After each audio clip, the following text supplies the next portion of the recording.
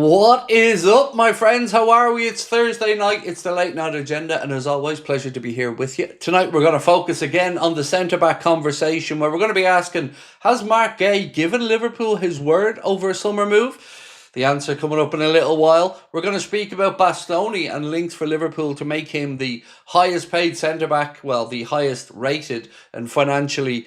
I'm going to start that again. We're going to try and pay a load of dough for Bastoni, according to one report, and make him the most expensive, that's it, the most expensive centre-back in football history. I can see Manchester United fans praying that that tag will finally leave Harry Maguire's rather significant head. There we go. We're going to talk about more hypocrisy and nonsense from the pundits who are giving Liverpool fans grief over the Trent situation.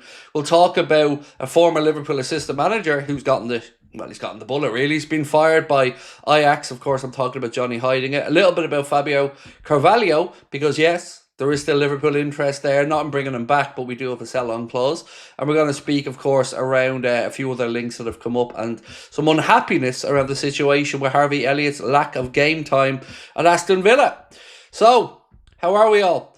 What about Schlotterbeck, said Chill Edits. Look, I'm not saying that we don't have an interest in Schlotterbeck, but I can only report what the journalists write and what I know about. So, I'm sure Schlotterbeck's in the conversation. We've covered him extensively on the channel over the last few months. So look, happy to have that conversation, but I'm sure Borussia Dortmund want him to sign a new deal, and I think Bayern Munich are looking at him as well, if I'm not mistaken. Nomad said, I can't see Bastoni leaving Serie A though. Well, he should. He should.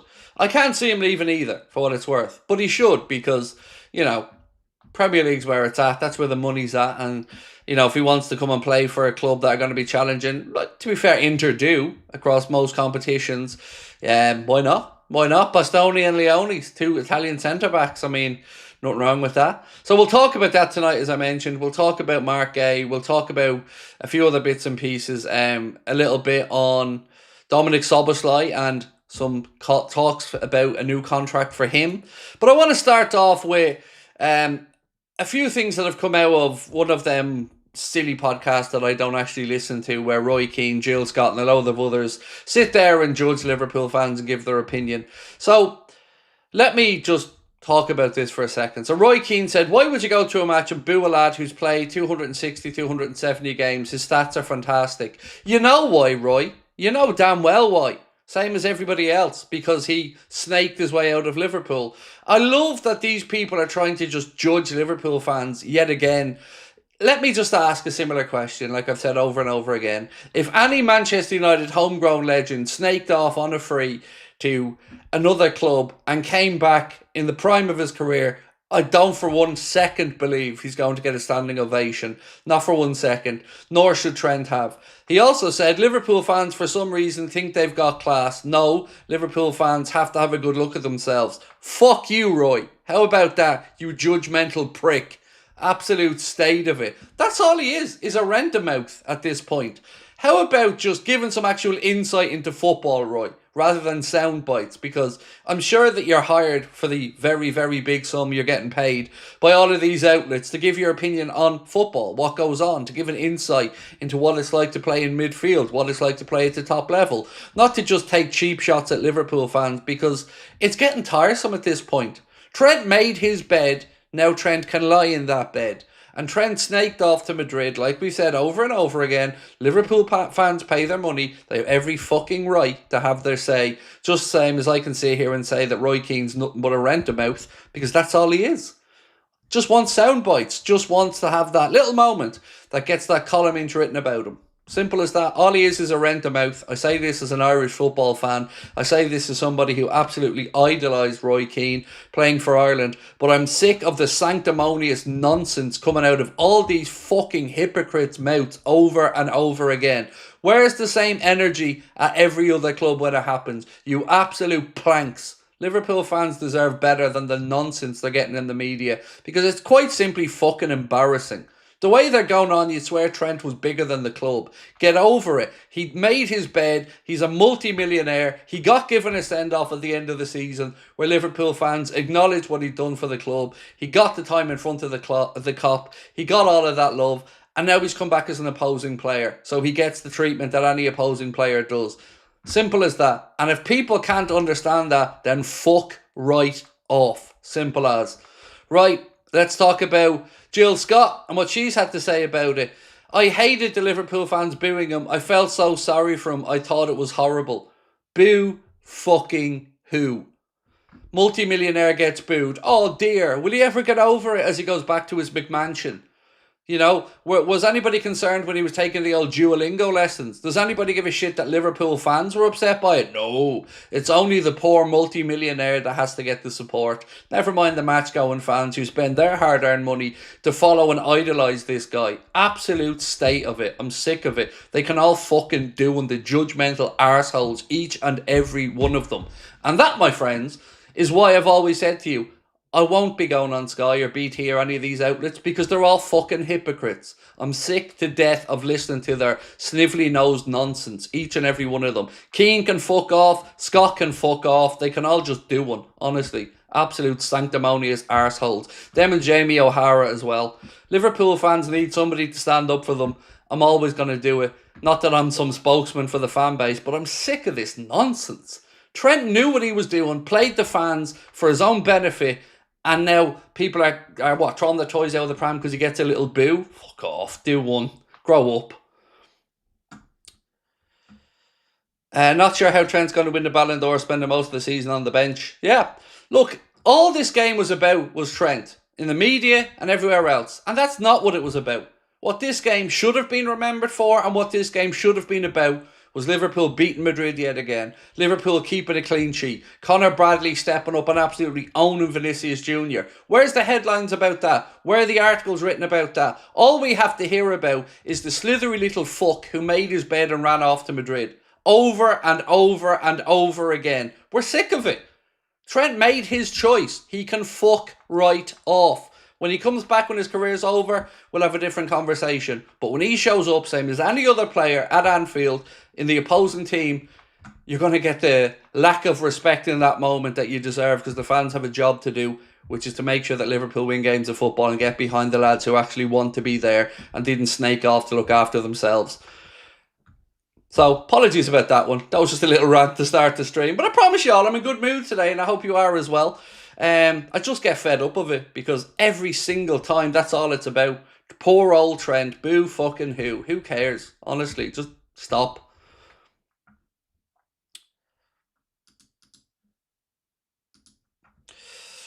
Can we get to the news, please? We'll get there whenever I want to get there, mate. You know?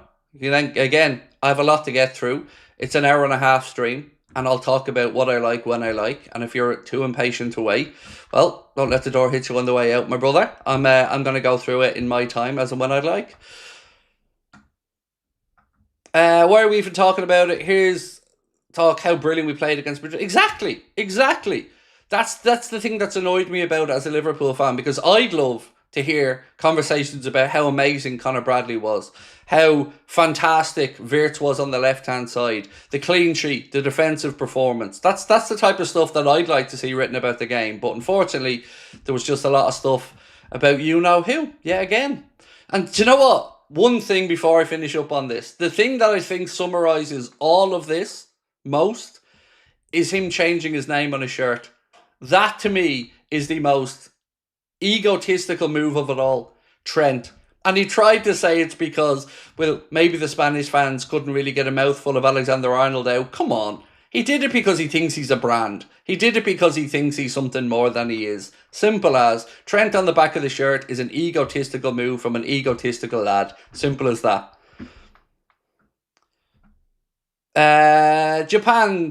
Japanting, excuse me, my friend, said, hi Craig, I was there. It was a brilliant night. Yes, we booed Trent, which is totally deserved. We booed every touch Madrid player made. Exactly.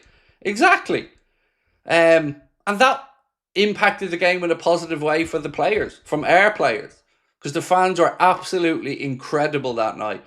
And that was a proper Anfield night. And I was so proud of the Liverpool fans. Not just because of the Trent boo and stuff. As I said, each to their own. But they made a difference in that game.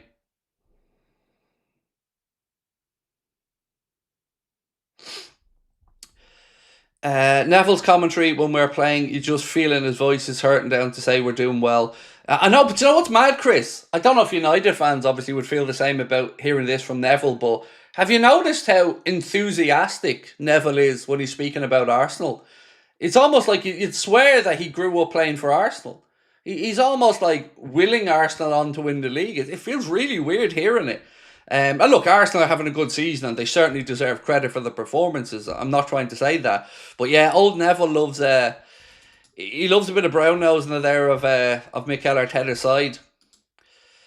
Craig, it was our best performance of the year so far. Don't give a toss about you know who. It was White Novel, and thank you, mate, for being with us as a member as well.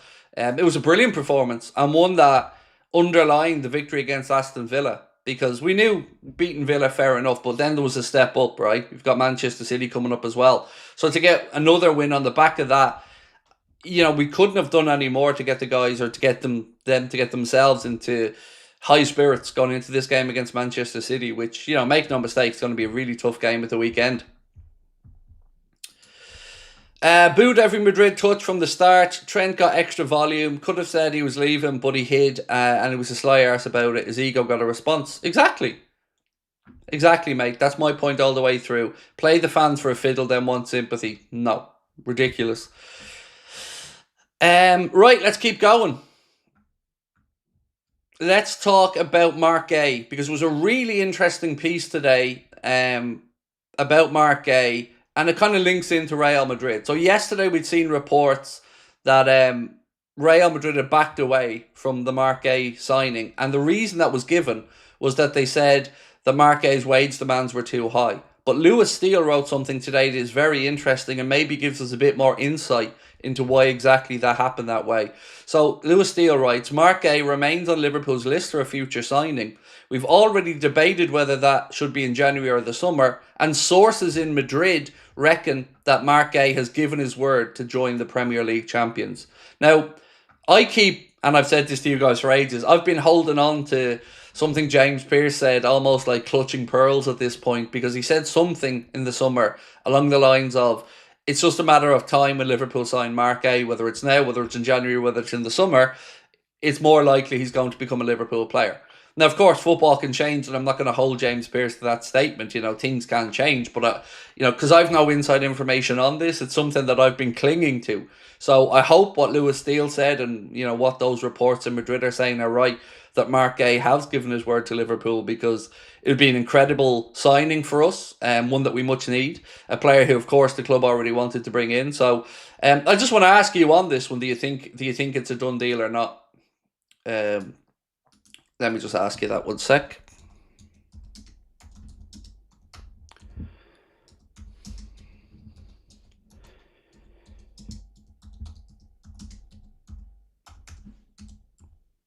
Right, so just going to ask, do you think Guehi joins Liverpool? Because, look, I don't know when it would be, whether it would be January, whether it would be summer. You know, for what it's worth, at a guess, and it is a guess, I would lean to the summer. You know, I don't know if he wants to, again, leave mid-season in a World Cup year. Because we know he's the Crystal Palace captain, and we know he cares deeply about that club. You know, there's no denying that. It would be with a heavy heart that he leaves there. Came from Chelsea, ended up there, done really well there with them, won the FA Cup, obviously, taken them into Europe this season. So I really don't think he'd leave January. That's my opinion, but I hope he does, because we can certainly do it in mid-season, because we can't go into January and not bring in a centre-back. But imagine being booed by the club you love. Imagine leaving the club you love. So if you love the club that much, why are you leaving when you're about to become captain of it? I'm not trying to be a smart ass, mate. I'm genuinely coming back at you to say, you know, I can flip the question. Now, I think you're an Arsenal fan, if I'm not mistaken, based off your logo, or maybe I'm reading this wrong, but imagine Saka left in 3 years' time to go to Real Madrid on a free, and he came back in the prime of his career to play Arsenal. Are you going to tell me that Arsenal fans are not going to boo that? That they're going to stand there and applaud somebody who, when you are at the top of your game, which Arsenal are, you know, they're challenging for every major honour now, so it's not like a player's going to leave because they're not going to win stuff, that a player who is professed as a lover of your club, who, you know, came up through the system, is idolised by the fans, you're telling me that if he left on a free to Real Madrid and comes back in the Champions League to play Arsenal at the Emirates, that you're going to stand there and applaud him? You're going to honestly, with a straight face, tell me that? Come on now. Come on. We all know the game, mate. That's not happening. And again, I'm not trying to say Arsenal fans would be pathetic over that. They'd be perfectly within their rights to do it in that scenario. But like I said, we can go that he loves the club shit, but ultimately he made his decision to leave, right? And he could have been the next captain of Liverpool Football Club. Guehi would look pretty nice in a red number 5 kit, said Arthur. I still don't know, Arthur, mate, what to think about the Canade situation. It looks as if he's falling further down the pecking order in the Madrid choice for a centre-back. Lots of chatter about Upamecano. I think there was something today from, not Falk, the other journalist. Who am I thinking of? Sorry, it'll come to me. Anyway, there was a report in Germany today that said that there has been conversations with Madrid, but no agreement with Madrid being given out yet. So let's wait and see if that is the case. Who was the journalist again? Florian Plettenberg. Yes, that was the one. So yeah, let's wait and see on that one. What else could he have done? He could have came out, mate, and said in, let's say, I don't know, start of the season, he could have came out and said, look, I've enjoyed my life at Liverpool Football Club. It's been an honour to represent this club and to win the trophies I've won with here. But life's short and, I'd like to try something new. So at the end of the season, I'm going to be saying my goodbyes and I'm going to move and I'm going to go elsewhere. But he didn't. He strung people along, gave it all this shit to the camera, pretended, that he hadn't made his mind up while he's taking Spanish lessons. He just played everyone and wanted sympathy for it. It's that simple, mate. It's the way he went about it. If he left Liverpool Football Club for a huge transfer fee to go somewhere else and it's helped the club and he goes on his merry way, again, it would have been different. But it's how you do it. There's a way to leave a football club, especially one that you hold dear to your heart. And he just went about it all wrong. Zach, how are we, my man? Said, I'm planning on going to Anfield for a match from the US. Any recommendations of what to do in Liverpool and how's the Anfield tours? Oh, the tours are class. Absolutely. There's so many cool little unique things, Zach, that I could recommend to you, bro. So a friend of ours runs Anfield Walks as well, which is a tour around all the murals and stuff like that. If you're a Beatles fan, obviously you're in the right place for that. Yeah, the Liverpool Museum on the docks in Liverpool, it's free entry and it's absolutely fantastic. The tours are brilliant. You've got the museum tour, then you've got both. You've got the stadium and museum, or then you've got one with a former legend. You won't be stuck for stuff to do, Zach. It's a really enjoyable city, man, to spend some time in. I don't know how you're coming over for, but if you are, when you book your trip and you're coming over, drop me an email, and I promise you, mate, I'll hit you up with some good suggestions of things to do, places to stay, places to go and have a bite to eat or whatever, depending on whether you're driving or not. Just touch base with me, man. Be happy to give you any suggestions you need. And thank you for your support, Zach. Appreciate you. Arthur Smith said, VVD, Guehi, Bastoni, Schlotterbeck and Leone. Oh, don't, mate. Don't. I won't be able to stand up. Look, I think that's probably a stretch too far, if I'm being honest with you. But God, wouldn't say no, Arthur, mate. Wouldn't say no, but yeah, I think that's a leap too far. That meme guy said, on a scale of 1 to 10, how embarrassing was Vinny with his diving? Look, I don't take any pleasure in saying this about Vinicius Jr. because I know he's dealt with a lot, particularly around the racist, disgusting stuff that's been aimed at him, and he'll always have my support on that, same as any other player in that position. But his antics were shocking. They really were shocking. Like, everybody knows my disdain for Neymar for the same kind of thing. Vinicius Jr. is a hugely talented footballer. Nobody will sit here and deny that. The man can work magic with his feet. But the antics are shocking. And the lack of giving a damn. Like, if I was playing with him and I seen a Liverpool player run past him 3 yards away and he stood there looking at him, didn't even bother to track back, it must be very difficult as a fan to look at that and get behind it, because what is it? It's a lack of effort. It's a lack of utilising those great talents he has. And the point that I keep trying to ram home about Vinny Jr. is, How many kids are looking at this guy? You know, looking at him thinking, wow, what a skillful player. And thinking that this is the way to act on a football pitch. Whereas you look at Leo Messi. You know, Leo Messi was getting the crap kicked out of him week in and week out. Just got back up, got on with it. Got back up, got on with it. Did his thing, did his talking with his feet. And Vinny could do that because he's a wonderful, wonderful footballer. But the antics are embarrassing. They really are embarrassing. Players get booed all the time. Big deal, just shush. Yeah, they do. Exactly. You're right.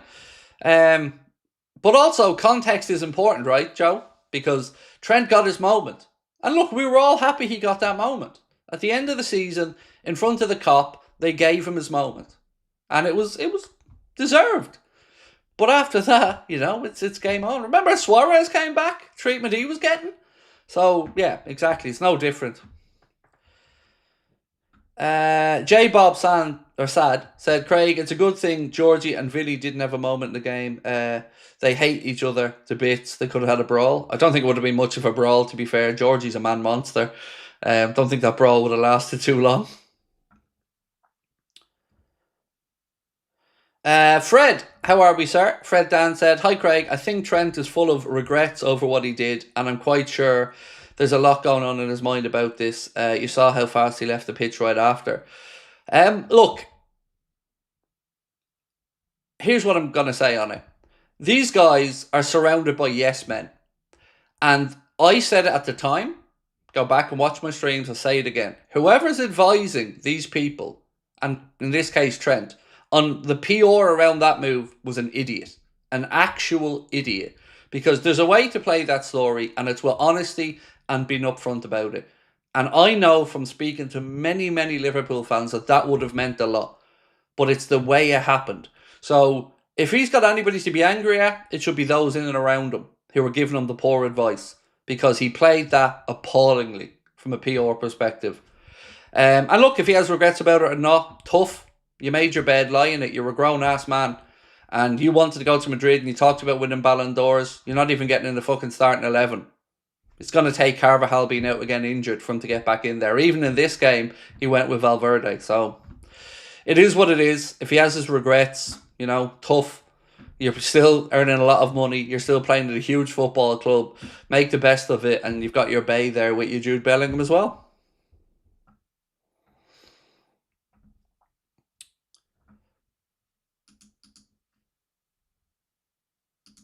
Shakur, I don't know if this was removed because you were spamming or something, mate, but it's a decent question, so I'm going to answer it if I may.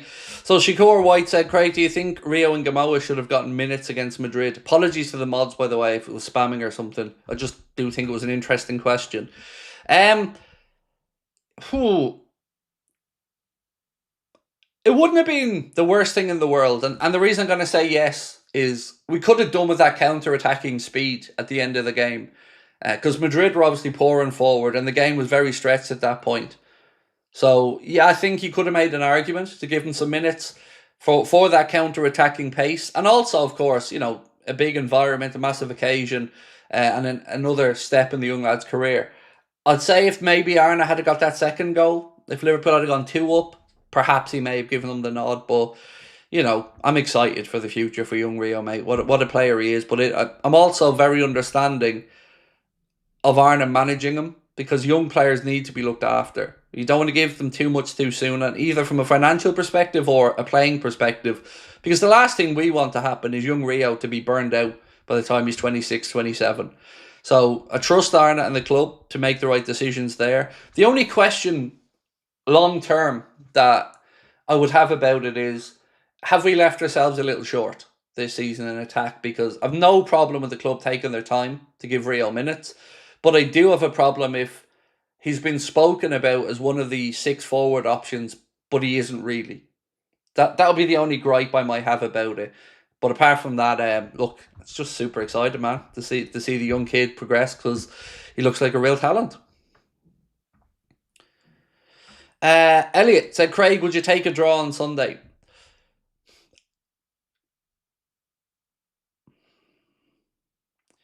Yes. I think I would. And I'll give you some context to it. We've got 2 good results going into this game. So We've seen the performance levels. At any point, going away to the Etihad is going to be tough. Throw in Oliver on VAR, and I'm not expecting too much favourable decisions from that regard. So would I take a point? Look, it still drops us further off the pace in the league. But at the end of the season, when all is said and done, a draw away at the Etihad wouldn't be the end of the world. So would I take a draw? Yes. I would, but reluctantly. Tony Storm said Spurs booed Campbell when he left after saying he's staying. It's nothing new. Why all the drama? Because it's Liverpool. And they just can't let this go. We had to deal with it all the end of last season. Now we have to deal with it when he came back this season. It's just they love taking cheap shots in the media at Liverpool and their fans. And I'm sick of it. And I want to stand up for Liverpool fans because, I don't think they look at this situation with realistic eyes. Crimbo Slot said, nice thing, Jude, saying the fans were doing their job. Yeah, I mentioned that last night, mate. I did appreciate that because he knows the score, that the fans were doing their job.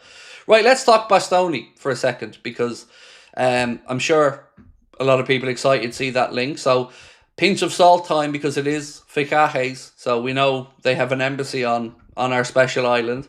But they said Liverpool are prepared to make Inter Milan's Alessandro Bastoni the most expensive defender in football history with an £88 million offer. Liverpool recognise the urgent need to strengthen the defence. Bastoni provides a complete profile composed in one-on-one duels, precise in possession, and experience at the highest European level. Now look, I want that to be true as much as everybody else wants that to be true.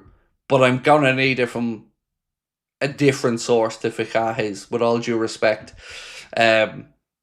Because I don't want to get my hopes up about it as a Liverpool fan, because we all know if we were to name any three centre-backs we could get in world football, his name probably appears on most of our lists as a yes please. So, don't know what to make of it, but would very much welcome it if it is true. And even at the price tag, sounds about right, to be honest, the way world football is at the minute.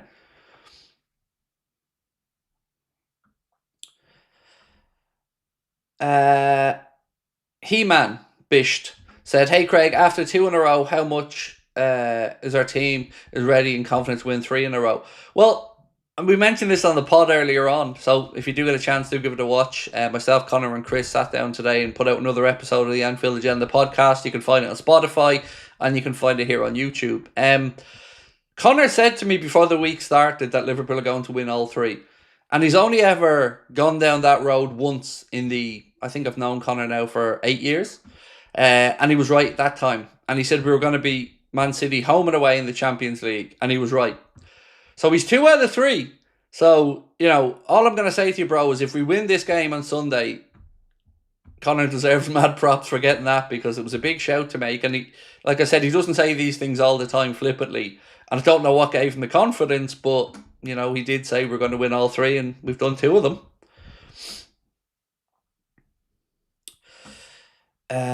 This one, Johnny Heidinger got sacked by Ajax, said Elliott. You're spot on, he did, Elliott. Let's talk about that a little bit for a second. So, yes, Johnny Heidinger has been fired by Ajax. This piece here said 2 days before the defeat against Galatasaray, Alex Cruz already spoke extensively with Erik ten Hag this week about a return to Ajax.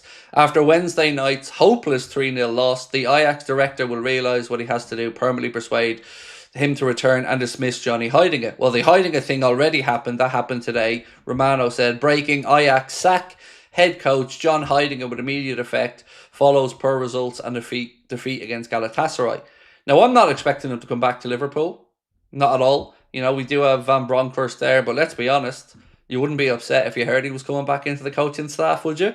Because, he was a part of our success last year as well. And it must be difficult because there's not many number 2s that move on like that and then really do become the guy at number 1. Some people, I think Buvac is maybe a good example. Pep Lijnders is definitely an example. Maybe that's their sweet spot as a really good assistant manager or assistant coach. I don't know Johnny Heidinger's future. I'm sure he still has a huge future in the game, but wouldn't say no if he wanted to come back to Liverpool.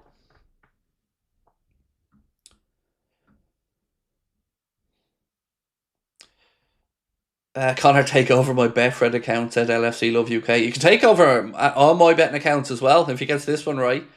Let's talk about Harvey Elliott, folks, for a little minute. So, Footy Insider, credit Anfield edition for this post, said Liverpool have massive concerns over Harvey Elliott's loan move to Aston Villa. They expect the midfielder's move to be made permanent for 35 million in the summer, but could now be set to welcome him back to Anfield. Now, this would be mental, if it happened, because would he come back to Anfield to immediately go out? I don't know what will happen there. And we know that there is reportedly a clause that he has to play X amount of games for Villa. Some people think it's 10, but truth is I don't know the definitive. And for that loan to be made permanent. And even tonight in the Europa League, I looked at Villa's starting 11 and he wasn't in it.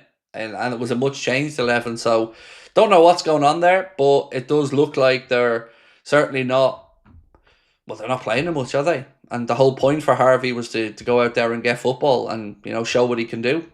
You would wonder why Villa brought him in if they're not going to use him. It just feels really strange from their perspective.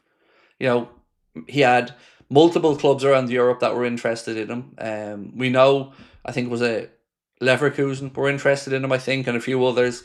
And he decided he wanted to stay in the Prem and went to Villa. And I think all of us thought, good move from there. Villa, good club, great fan base, great coach.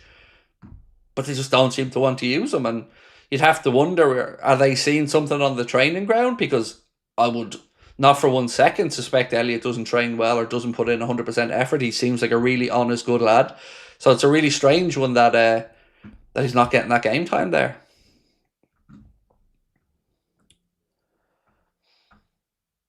Paul Beer said Wirtz starting to look good against Madrid. I think he looked really good against Madrid, mate. We do have a poll running at the minute in their WhatsApp asking who should start on the left against Manchester City on Sunday, Cody Gakpo or Florian Wirtz. I'm fully on board with the, don't change the team angle, because we look very well balanced, and, the international break's coming up after this game, so, players, they're not going to be at Liverpool for 2 weeks, so we don't have to worry about the rest side of that initially, and I just stick with the same team personally.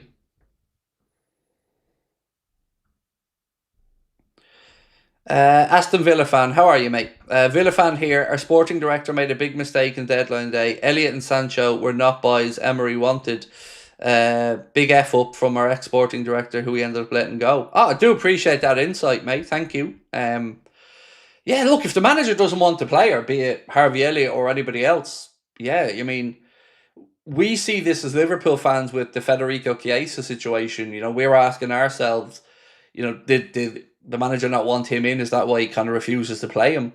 So yeah, appreciate that insight. I do. Thank you, mate.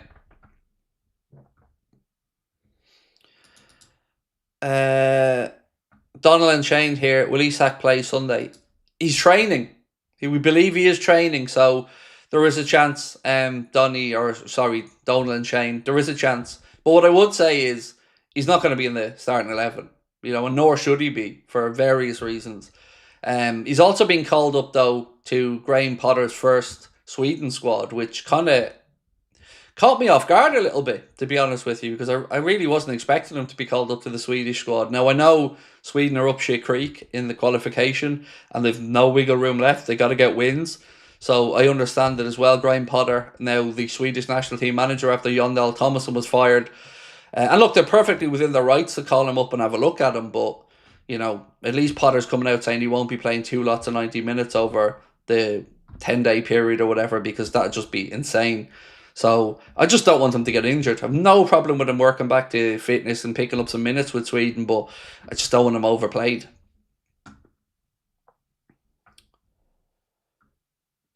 Paul said Ekitike is looking so good since coming in. Yeah, he is, mate. He's looking really good and very lively. So one interesting conversation that we had earlier on in the podcast is one I'd like to pick up here with you guys, and that was around the AFCON. So we'll move on to talk about... Actually, do you know what? We'll lead into it by talking about Mo and the AFCON, because I think it'll tie it all together. So, 2 things came out today around the situation. So, Lewis Steele's reported that Salah is set to sit down for crunch talks with Egypt boss Hossam Hassan next week to avoid another club versus country row ahead of the African Cup of Nations. Egypt have a training camp and a warm-up friendly on the week commencing December the 8th, where the Pharaohs take on Nigeria at the Cairo Stadium. However, Liverpool play Inter Milan in the Champions League and Brighton at home that week. It is understood Salah would also prefer to stay and play those competitive matches for Liverpool. More on this though. If Salah is granted his wish to leave after the Brighton game, the worst case scenario for Liverpool would see Mohamed Salah miss 7 games. Spurs away, Wolves at home, Leeds at home, Fulham away, Arsenal away, Burnley at home and Marseille at home, plus an FA Cup third round clash. So we could be without Salah potentially from as early as December the 8th if he's called up to those friendlies. If not, it'll be a little bit later, maybe I think the 13th or 14th of December. So we do have to start looking towards the time when he's away. And the reason I brought that up is because I'd like to link this together with a conversation around whether that's going to be the spark for Arnott to start playing Ekitike and Isak together. And what will that look like? Will we see a change where we play both strikers with Wirtz back in behind as the 10 then? Or, I'd like to know what you guys think about it, because we're going to have to make some changes during the AFCON because Salah won't be here. So hopefully he utilises Chiesa, but I also wonder would it be the time then, like I said, to start to try to play the two front lads together and figure out how that's going to work. Roger said, "Evening, Craig. Have I missed the Guehi news?" We did cover it, Roger, but I'll go back over it in a minute for you, bro. Just let me go through this conversation for a second. I promise you I'll get back to it, sir. Lovely to see you in as well, my friend. Malty said, "Isak wasn't with the lads at training. I watched. I do think he was doing individual work, but I do think he was training. At least that's the information that I was given today. But as I said, for me, I'm not even really thinking much about Isak at the weekend because best case scenario, you're getting a few minutes at the end of the game. I'm more thinking starting 11 terms on my own head, Malty, anyway. But again, appreciate your insight.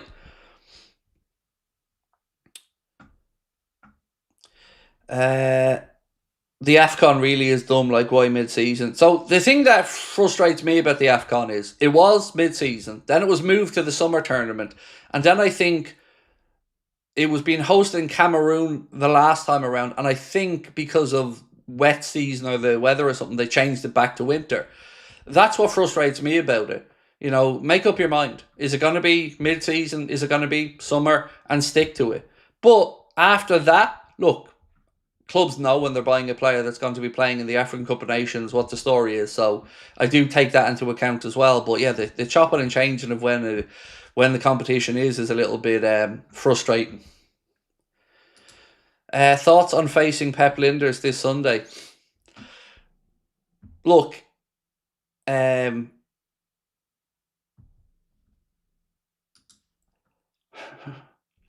think he's a rat. And I haven't used that word about Trent, by the way.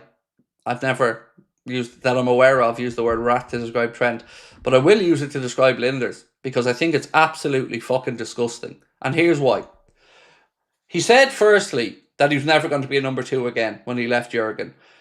But to become the number 2 of the particular club that he did, a club that many of us believe stopped others from having success through not playing within the rules, and a club who have 115 charges currently against them that we're still waiting to hear the verdict on.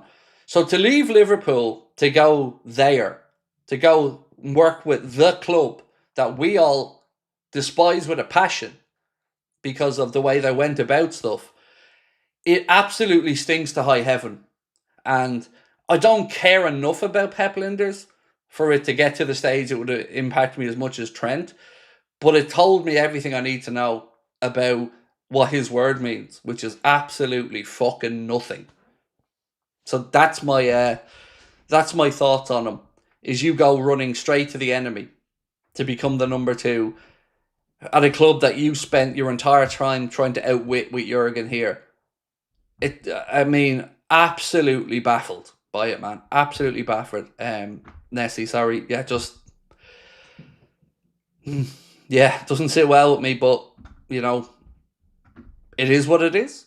I just don't want to be told by Jurgen or anybody else how the fuck I should feel about it, because I know how I feel about it. I don't need Klopp or anybody else to tell me how to feel about it. Yeah. Do words mean anything anymore?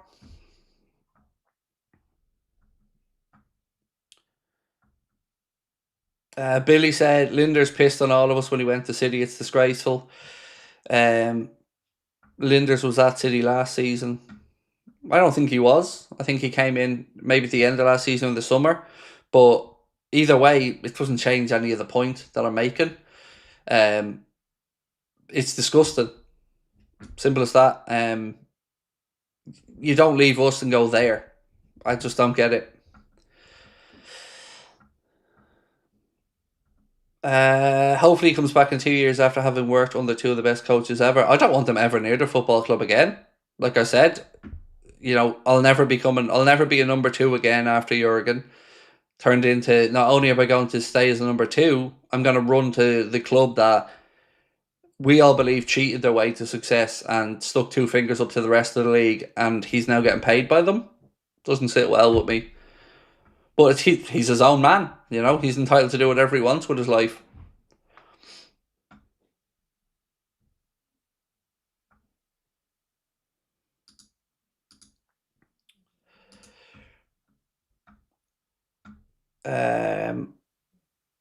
What else we got? Oh, I promised I would go back to deal with the Marc Guehi story for Roger. So let me grab that up, Roger. So it was a piece from Lewis Steele, Roger, and the piece was Marc Guehi remains on Liverpool's list of a future signing, but we've already debated whether that should be in January or the summer, and sources in Madrid reckon that he has given his word to join the Premier League champions. So the reason that that's kind of important that's coming out today is yesterday it was in the media, Roger, that Madrid had stepped away from conversations with Marc Guehi, and what was said yesterday was because of his wage demands, but maybe it was because they knew he was going elsewhere, or that had been communicated to them. I don't know.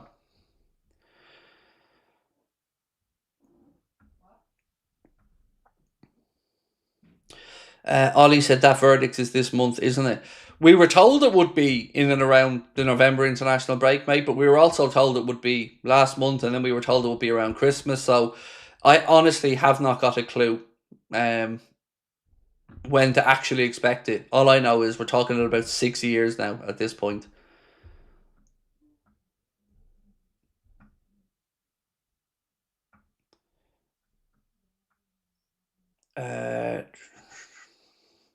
Have you heard Johnny got sacked? Yeah, we spoke about that a few minutes ago. The Scouser. Look, I'd have him back at Liverpool in a heartbeat if Arna had a role from there. But we know that Giovanni from Bronkhorst has stepped into that role.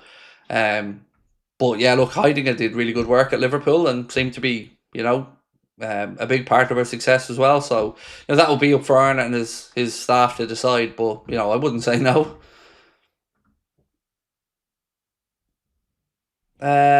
Brian Kavanagh said, Craig, going to take you back to the Real Madrid game. Don't be surprised if Real Madrid used the dark arts in the summer to chat up Szoboszlai, Gravenberch, Maka and Connor. Just my thoughts. Well, there's already been plenty of chatter about their interest in Alexis McAllister. And for what it's worth, I almost expect McAllister to play in Spain at some point. Don't know where exactly. If it's Madrid, fair enough. But on Szoboszlai, I'm glad you brought that up, because I actually have a bit of news on Szoboszlai. So this here from Greg Evans via The Athletic said, preliminary discussions between Dominik Szoboszlai and Liverpool are taking place over a new contract. It wouldn't be a surprise if Szoboszlai is one of the candidates to become Liverpool's next captain once Virgil leaves. I think most of us would say absolutely yes to both of those things. 100% deserves a new contract. And the way he is playing, leading, the example he's setting, absolutely a future Liverpool captain. No problem with that in my eyes whatsoever. We know Liverpool are starting to hold those talks with Gravenberch as well. So fingers crossed we get good news on that, because honestly I have a feeling Szoboszlai could be at Liverpool for a very long time. A very long time, because he just has Liverpool legend written all over him in my head at this point, and I really do hope that he's here for the next 6, 7, 8 years, because I think he can go down as a modern great by the time his time is up. So fingers crossed that new contract gets sorted out soon. How do you know the gay stuff is real reliable? I don't. Nor have I ever said that I know X, Y, or Z, mate. You know, if I know something, I'll tell you I know it from the point of view of somebody that I trust has told me. And I did that in the summer with the Virt stuff, with the Ekatike stuff, and with a few other transfers. But like I've said all the way through, I don't know what's going on with Marc Guehi. All I can say to you is what's being reported. So some of what we talk about on here is, us just shooting the breeze about media, journalists writing on stuff. Sometimes you do know something, and I won't be backwards about telling you that. So I don't for 1 second know it's true. But what we do know is a separate report yesterday, like I said, mate, said that Madrid had stepped away from conversations with Guehi. They cited his wage demands as the reason. And then another report today from somebody, Lewis Steele, who's been pretty good, to be fair, on Liverpool stuff, saying that sources in Madrid believe that he's given his word to Liverpool. So, it's there in black and white.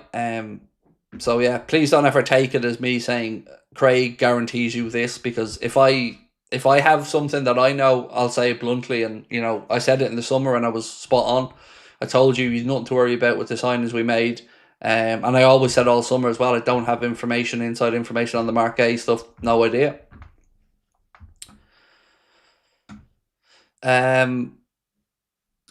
Would last season's Harvey Elliott start over Mo now?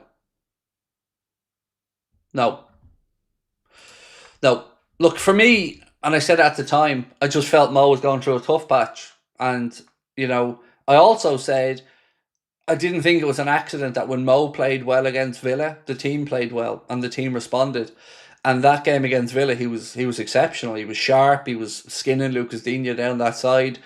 So no, look, I still think Salah has those levels to get back to and reach, and I think he will get there bit by bit this season. So no, for me, I would still stick with my no.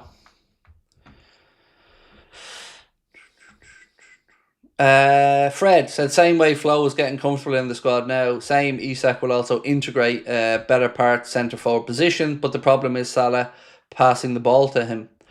So look, there have been times this season where I felt Salah's been a bit greedy. Yes, I can't really push back on that, But it's a fine line, isn't it, between being greedy and not.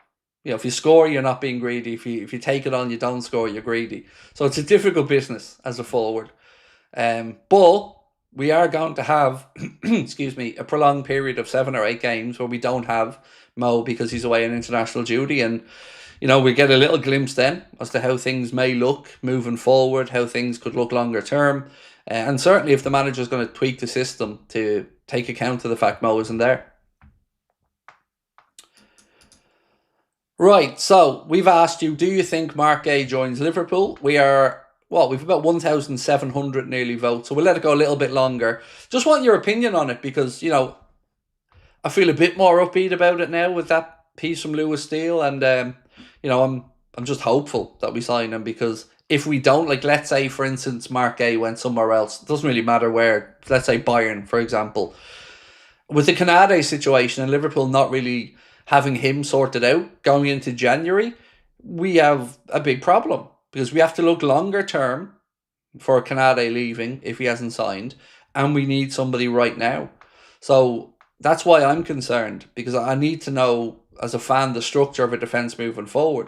What happened with young Giovanni Leone was really, really unfortunate for everyone. The club, the player, that was really unlucky. And we wish him a speedy recovery, and looking forward to seeing more of him playing for Liverpool in the future, because he looks the business.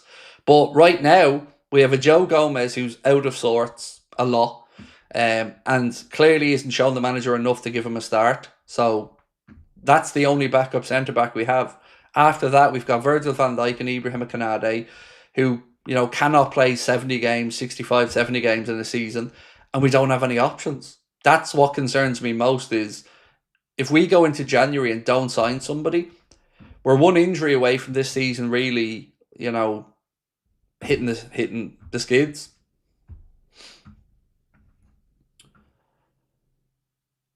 Blizz said, I think Konate also stays now. I honestly, mate, I go back and forth on this in my mind over what I think is going to happen. Yeah, look, I've said it all the way through. My preference is always from to stay, but I just don't understand or like that it's getting this late. In what, 7 weeks, he can sign a pre-contract with another club and leave Liverpool for nothing in the summer. So, I'm more curious to know when Liverpool maybe internally draw a line under it and think, right, we have to plan for life without him because it's not looking like he's going to sign a new deal. But preference would always be for him to stay. Like, imagine there's a world where he stays, Guehi comes in the summer, Leone's back fit, Virgil's there, and then I think at that point we probably sell Joe Gomez next summer. That'd be great. If you had a centre-back collection next season of Van Dijk, Canade, Marc Guehi, Giovanni Leone, and one of the youngsters coming through, that's great. That's just a very, very, very respectable group of centre-backs. And then you're looking to the future, even the year after that. No, maybe Virgil moves on. Then you've got Canade and Guehi as your centre-back pairing, or Leone there as well. And then maybe you have to bring somebody else in a year down the line after that. But yeah, just really worrying that there hasn't been too much talk of a January centre-back, because I think it's desperately needed. Ibu played really well against Madrid, showed lots of passion also. Spot on, Nick. Can't disagree with the words you've written, mate. He was getting the crowd G'd up on a few occasions. The defence as a unit played really well. So, a couple of slack passes, but that's not unusual for Canade either way. But don't disagree. And certainly, like I said, played his part in that victory. And another clean sheet. Grizzly said, Canade played so bad that Madrid is out now. Well, I did mention to you guys a lot of times on the streams, do you think Madrid aren't noticing his form not being great? Because, if we're seeing it, I'm sure their scouts are seeing it as well. And like I said, they've Upamecano as an option. They had Marc Guehi as somebody they could look at and talk to, all centre-backs who are going to be on a free in the summer. Raptors said, I think Guehi would be the best Van Dijk replacement for leading the defence. Can't see Canade filling that role. I don't see Canade as a captain or a leader back there either. I think, for me, I think you're right. I would agree that Marc Guehi would be more likely to become that leader of the defence. But, let's wait and see what happens.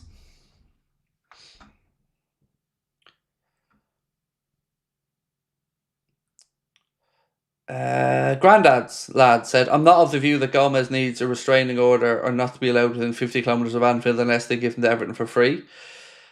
Look, I've always admired Joe Gomez, but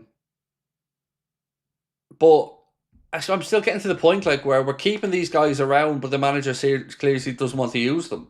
And that's what kind of bugs me is, yes, okay, things got late in the window with the Marc Guehi signing, but we could have planned to move Gomez on earlier if the manager knew he wasn't going to utilise him.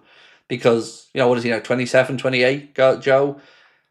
He's had a very long Liverpool career, 10 years at the club. Deserves nothing but respect, been through some really difficult injury times. But, if the manager doesn't think he's up to it right now and fits into his squad, move him on and let him go play elsewhere. But for me, look, I'm never going to talk badly about Joe because I've nothing but respect for him. But this season, the couple of occasions we have seen him, he hasn't looked great, but that's probably down to the fact that he's no rhythm either. Harry Farron said, Craig, do you think Bajcetic has a future in the team? I think there's a serious player in there, but the injuries is a concern. You've pretty much summarised, Harry, exactly how I feel, mate. Like you, I think there's a great player in there. Burst onto the scene, did really well with us. He was the last signing we brought in before Brexit, so he was the last time we were able to bring in somebody under the age of 18, I think, to the club from Celta Vigo. I think it was about 300 grand, something like that. But the injuries have really set him back a little bit, and I hope that it's maybe, growing spurt things or, growing into his adult body or whatever, because like you, I think there's a good player in there. Good news is he's back training, so, hopefully we can see something of him. Didn't get a pre-season, so that was always going to make it difficult for him to really be in the manager's thoughts.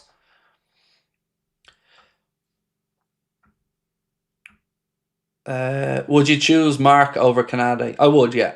I would, because it's consistency. And I was talking about this in the summer. When Canade is at his best, he's a really, really, really good defender. No denying that whatsoever. And he does have things, he's better aerially, I would say, than Marc Guehi. But Marc Guehi is always consistent for me. And that, as a centre back, is a big tick in the plus column. So, yes, I would say I would. Right, where are we at with this? Okay.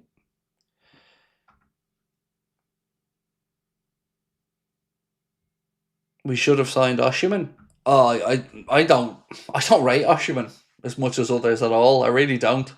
And his antics against us for Galatasaray really annoyed me as well. So I'm not at all disappointed we didn't sign Victor Osimhen. I'm more than happy with the two centre forwards we have. Would obviously like to see Isak get up to speed, get fit, and get much needed game time for us. But apart from that, I'm delighted with the collection of centre forwards we have. Grizzly, thank you for gifting 5 memberships, mate. Really kind of you.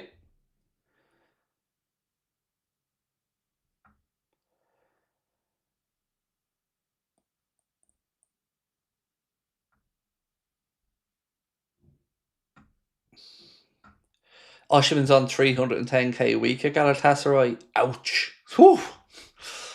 Yeah, just even since his days at Napoli, just never been somebody I thought was going to be a good fit for us. Don't know what it is, just never been one to push my buttons.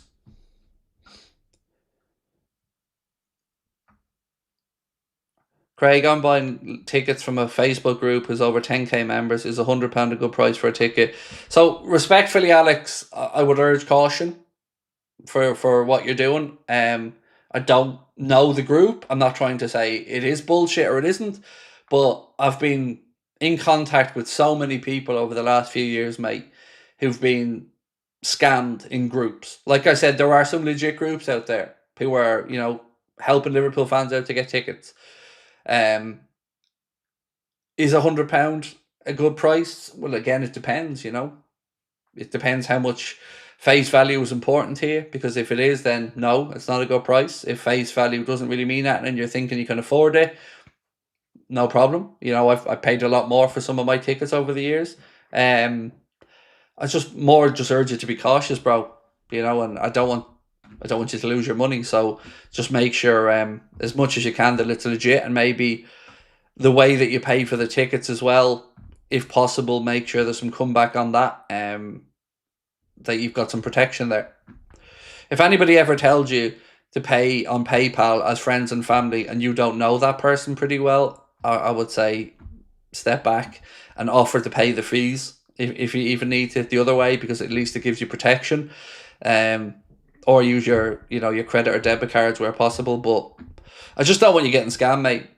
So my example is I went to the United game this season and we went with Liverpool and got hospitality tickets, and yes, they were very expensive, but I've seen so many people make trips and just be disappointed getting scammed out of tickets, and it's heartbreaking.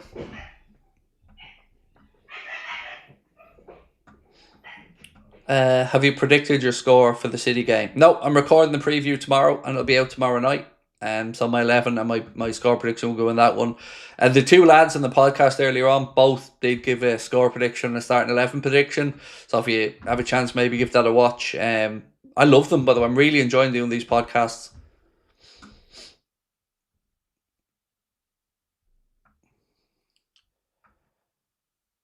Too many clickbait saying Guehi is going to Rail. I don't think it was ever an option. It was always Liverpool. So for me, Rich, I've never known what's going on in the situation. I've just been sitting as a fan, hopeful, mate. Like you, my gut told me that Guehi is a man of his word, and we aren't inside that room when he was doing his medical or when he was sitting there with the Liverpool medical team, but he was obviously convinced of the project at that time and that he would be able to fulfill his ambition as a footballer at Liverpool. So I would hope, mate, that that's still the case, because we'd certainly welcome him into the club.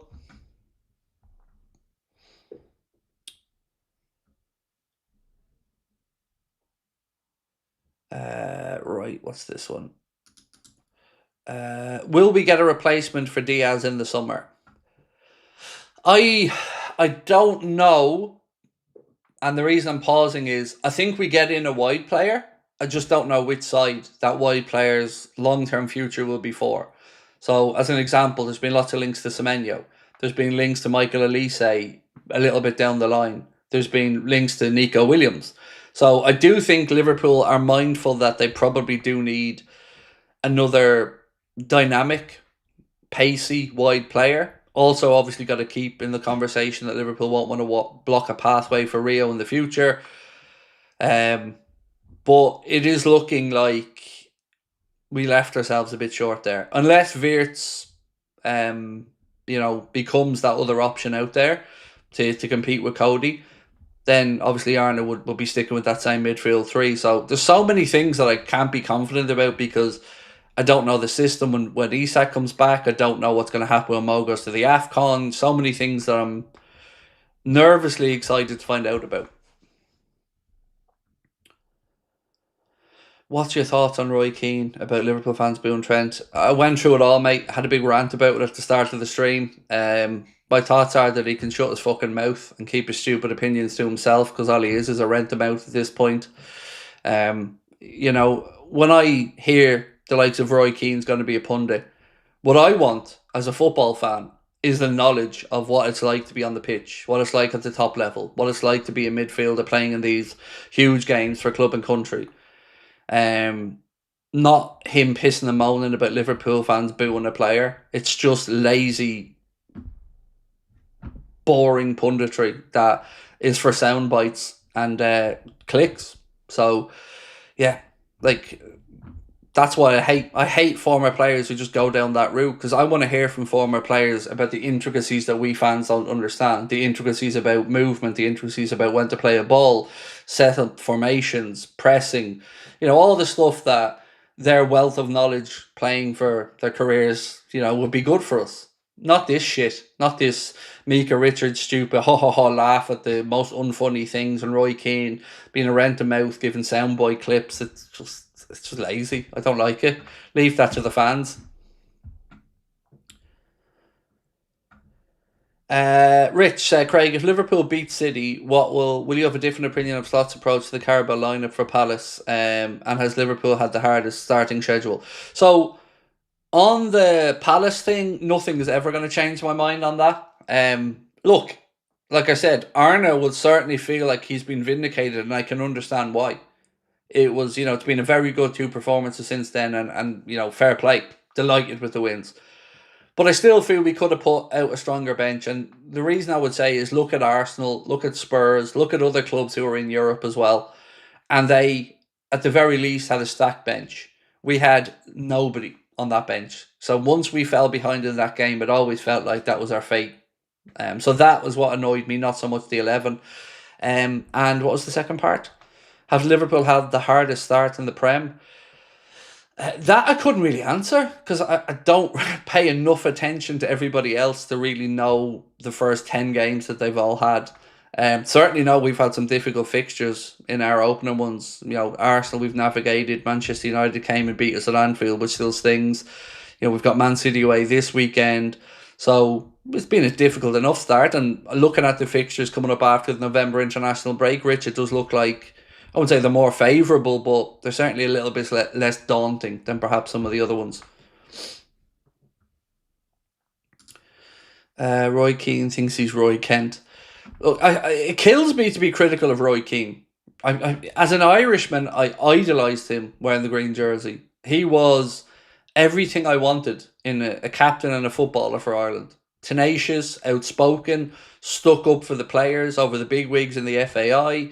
I'm definitely Team Roy in the whole Saipan thing. But I just, as a pundit, I find him lazy. And I find just cheap one-liners that, people lap up because TV companies now are just trying to be YouTubers. But they can't do it right. So stick to the, professional TV stuff and leave the YouTuber stuff to us YouTubers. Did you hear about UEFA not letting Madrid play at Anfield again? I did, but it's absolutely out of context in the way you say it. It's not that they're not letting Madrid play at Anfield again. It applies to everybody. You can't have the same fixture 3 seasons in a row in the new format of the competition. And because we played Madrid this season and last season, it can't be done again. It's got nothing to do with Liverpool or Madrid in particular. It's just part of the rules of the new format of the Champions League.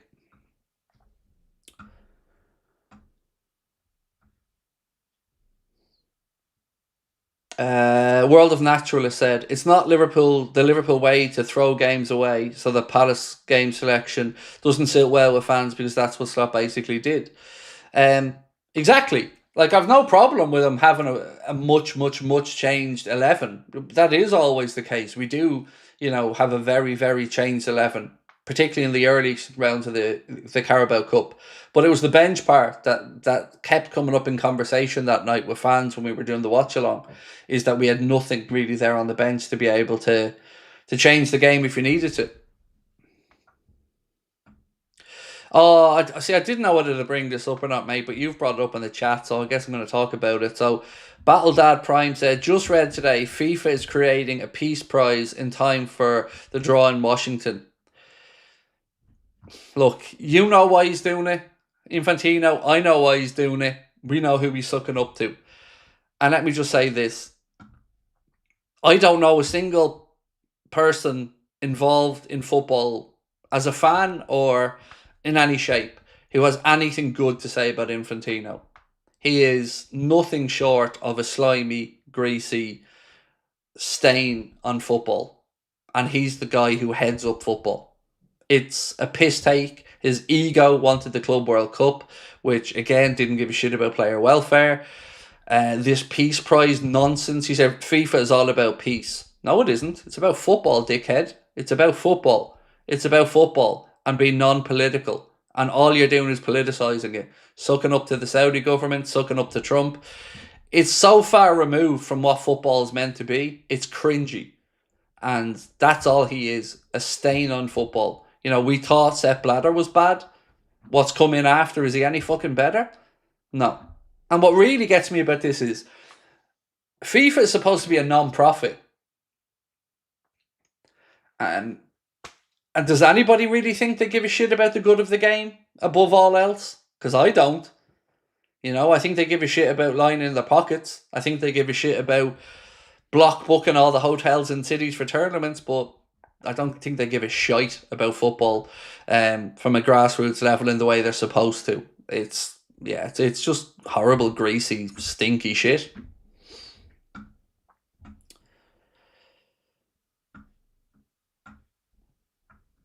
Thomas Pender, how are we, sir? Said, how realistic do you think any chance of Bastoni is? Look, firstly, I would say the source, more than a pinch of salt, dude. More than a pinch of salt. We have a long-running joke about fichajes. I'm not sure if any new people with us know what Bullshit Island is, but we've had a mythical island called Bullshit Island that we throw all these silly transfer links to.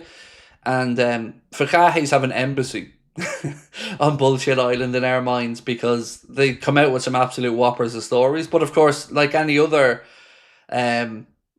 person thrown out or outlet thrown out a load of stories, sometimes a few things are right. And you always hope that this is one of the times where these far-fetched stories are actually right. Because would we take Bastoni as Liverpool fans? I dare to say yes, we would. £88 million as a price tag doesn't actually even feel too excessive in a world where football transfers are what they are. So, yeah, I need more than fichajes before I'm going to be, believing it, but I'd certainly be excited by it if it was true.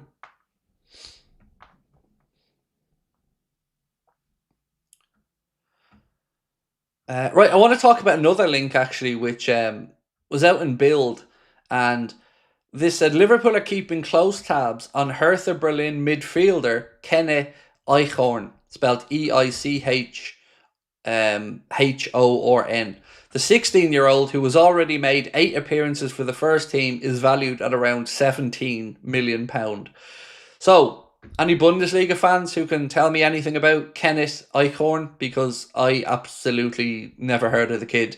And he's 16, so I'm not surprised. But 17 million for a 16-year-old? He must have something about him if he's played, 8 first team appearances already this season. Yeah, any Bundesliga fans have watched them, please feel free to give us your thoughts in the comments. Lewis Steele also said Fabio Carvalho is expected to seek a move away from Brentford if his playing time doesn't increase. And he went on to say that Liverpool have a 17.5% sell-on clause, so 17.5 sell-on clause on any deal that takes him away from Brentford. Now, usually these sell-on clauses are above what the club have paid. So if somebody was bought for 20 million, 17.5% above that 20 million is usually the case. He's dubbed the next Tony Kroos, that German kid. Well, I'll tell you what, if he's anywhere near a career like Tony Kroos had, he'll have some career. Yeah, what a player Tony Kroos was. Alex McCall said, gonna miss the game, flying to Prague, praying for a win. Well, have a good trip, man. You know, I've never been to Prague, but I've only ever heard good things about the city. So have a good trip. And yeah, look, this is a game I'm nervous about, no matter how good we are, how shit City are. It's just one of them games where when you see the fixtures, you look at it and think, it's not going to be a straightforward day's work, that is it. So it's a tough game at the best of times. You know, I'm not going to lie, mate. If we leave there with 3 points at the weekend, I will be absolutely ecstatic with the response and the comeback from the last 3 games. But even at a point, I'm not going to be overly disappointed, because I've seen enough this week to see that the players still listen to the manager, and you know that it was a blip and that we are figuring it out, and that's enough to calm me down quite a bit. And of course, 2 very, very good wins as well against 2 informed teams, and I don't think that part has been mentioned enough. You know, Aston Villa came to Anfield having beaten Manchester City and beaten Spurs away, and Real Madrid came again in fine form and hadn't gone a game without scoring since the Club World Cup. The game against Paris Saint-Germain, the Club World Cup, was the last time they failed to score in a game of football until they came to Anfield. So proud of the reaction from the players and the captain. And again, full credit to the manager for you know, sorting it out. We said it was a huge test of his managerial career. We said it was a test of his managerial ability. You know, and he's navigating his way through it. So full credit to Arne.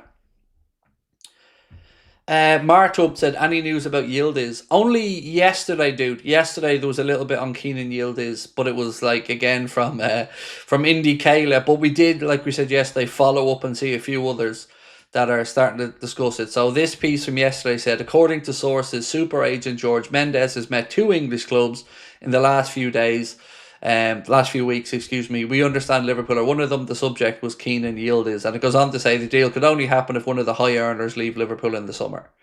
So, you know, take that as you will. Not really sure. Sweden manager Graham Potter, here's a few words on what he had to say. And how weird is that to say, by the way? Sweden manager Graham Potter. That's nuts, although he was at Östersunds or whatever it was, the team that from Sweden, I think it was, that came and beat Arsenal at the Emirates in the Europa League a few years back. So he said this about Alexander Isak. He said, Alex is not ready to play 90 minutes in 2 games in 4 days, but he is available and I look forward to meeting him. We will see this weekend. Hopefully he can play against Manchester City and be with us in Malaga for a training camp.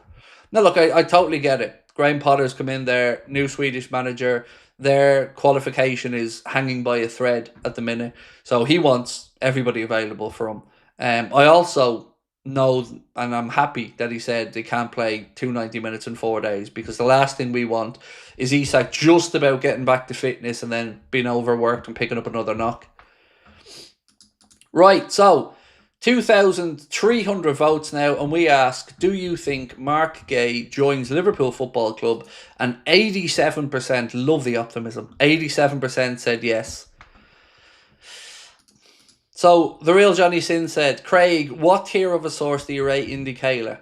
This is a really interesting question, right? Because if you asked me this question 6 months ago, I would say, you know, the pigeon that sits on my roof would be on a level playing field. But I don't want to say who I had this conversation with, because it was a private conversation.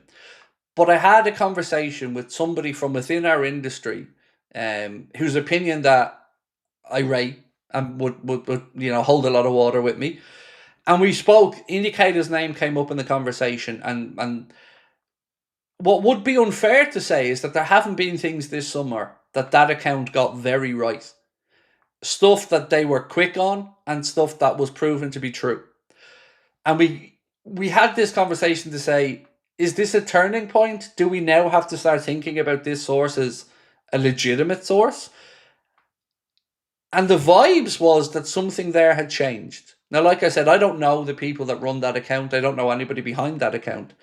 But this summer was a strange summer because accounts that used to be almost laughed at were getting a lot of stuff right.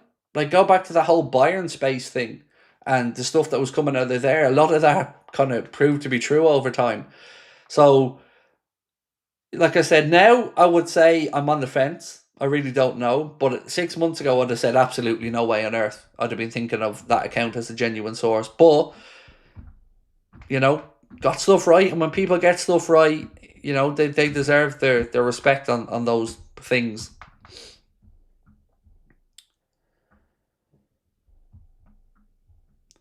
Apparently Isak's training for the weekend's game. Yes, that's what I've been told as well, mate. But like I said, don't expect him to start at the weekend. You know, that'll be too much. Coleman said, sorry for being late. Any chance you could recap on the Guehi news? Yeah, certainly, mate. No problem. So, it's a twofold story, right? So, let's start off by going back to yesterday, where a piece came out from a few Madrid accounts that said Real Madrid have stepped away from conversations with Marc Guehi and he'll no longer be considered as a potential signing for them because his wage demands were too high. So that was covered yesterday by a couple of accounts. Then today, Lewis Steele said, Marc Guehi remains on Liverpool's list as a future signing. We've already debated whether that should be in January or the summer, and sources in Madrid reckon he's given his word to join the Premier League champions. So, if that's the real reason Madrid have stepped away, and it isn't the wage demands, you know, that certainly fills me full of hope as a Liverpool fan that we're going to get some positive news on Marc Guehi, because, you know, it wouldn't be too much of a stretch to think that he has given his word, right? Liverpool showed in the summer they wanted him. You know, bar the last minute change of mind from Crystal Palace, he would be a Liverpool player. So he obviously had spoken and heard what Arne was wanting from him, how he's seen him in the future of the team. You know, so I can see a world where that's right. But I can't sit here and tell you that I know that to be the case, because I don't, and I won't ever lie to you. But God, I hope it's right. I hope it's right.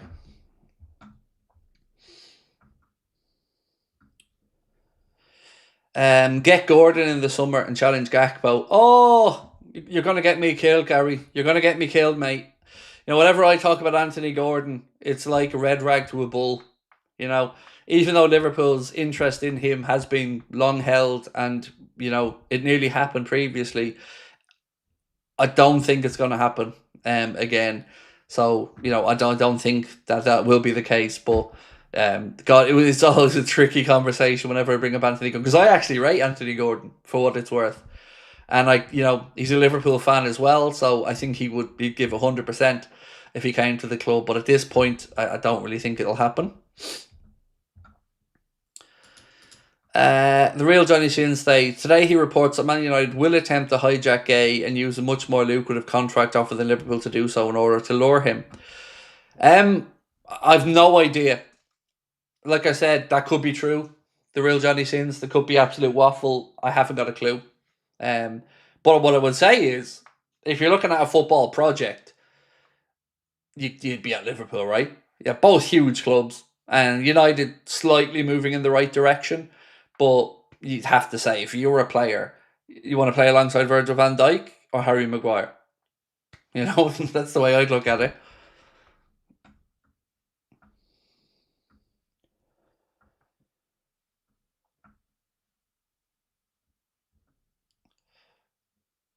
Keane said I wanted Gordon 2 years ago. Thank God that didn't happen.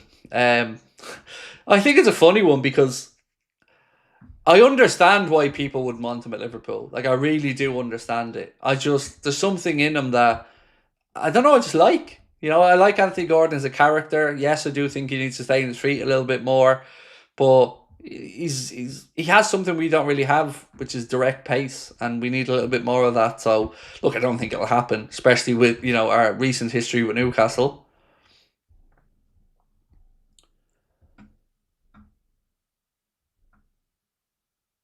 Nick Safina said Madrid fans think they have the right to win all the games. They've been spoiled by these Euro trophies. So how do we all feel about the penalty incident against Madrid? We discussed it again today on the podcast. So to give you my perspective on the penalty while you're all typing away, let me tell you why I was annoyed that we didn't get the penalty. So let's start at the very start. Do I think it was a handball? No, I don't. But that's not the point of why I'm angry. To me, the ref gave the handball. So that's given. And then it goes to VAR, and VAR only intervened because they suddenly realise it's inside the box. And that's where the decision comes to an end from VAR. It's either inside the box or it's out. The referee said he's handled it. There isn't a clear and obvious error to show he hasn't handled it. So the only decision the VAR needs to make is in or outside the box. Now let me rewind back to Liverpool-Brentford. Virgil van Dijk gave away an initial free kick on the outside of the box. Then VAR intervened to say to the referee, ref, that's actually inside the box, penalty. And what did the ref do? He gave a penalty. What did he not do was go near the monitor. So it was a factual decision, in or outside the box. The handball part doesn't come into the equation because that's already been given and there's no clear and obvious error. So whether people say it was a pen or not actually really isn't the point in this conversation. The point is, were the rules broken or altered to allow the ref to go to a monitor for the subjective decision that he shouldn't have been called to the monitor for. Because all VAR intervened to do was to tell the ref whether it was in or outside the box. That was it. So that's all they had the right to do in that scenario, was say it was in or outside the box. And they didn't. And I told you what was happening in real time, and I told you what was going to happen in real time when he started walking to the monitor. They would find a way to pussy out of that decision and not give a penalty. Now, if it didn't hit his hand and it hit his shoulder or it hit his head, then I would understand them saying to the referee, sorry mate, you've got that wrong. But it hit his hand and the ref seen it. He wasn't obstructed. And we've seen, let's be honest, we know penalties are given more easily in Europe than in the Premier League. We know this. So that's why I was annoyed about it. That's why I was so pissed off about the ref being called to the monitor. Because I don't remember the Virgil van Dijk incident, the ref being called to the monitor to ask did he think it was a foul or not. Because let's be honest, it was soft. But they didn't ask the ref to come and have a look to decide whether they think Virgil actually fouled him enough for it to be a pen or not. It was just inside the box or out. Straightforward decision in the ref's ear, penalty given. No going to the monitor. So that's why I'm annoyed at it. But at the very start, in its purest sense, should it have been a penalty? No, I don't think so. But that's not the point.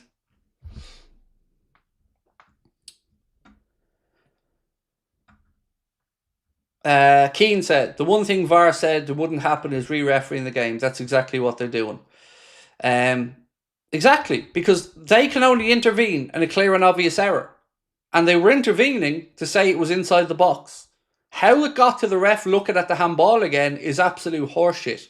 Because VAR had no right to do that. It was in or outside the box, factual decision, tell the referee.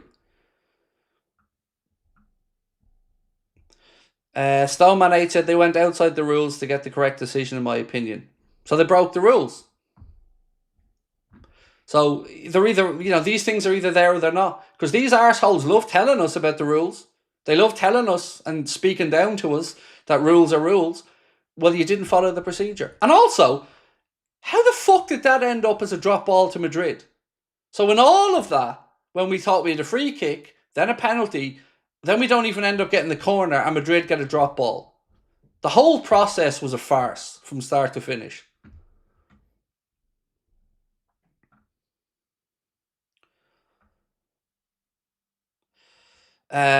Robert said, I disagree. Well, respectfully, Robert, you're entitled to disagree. But like I've said, the rules are that it's clear and obvious error.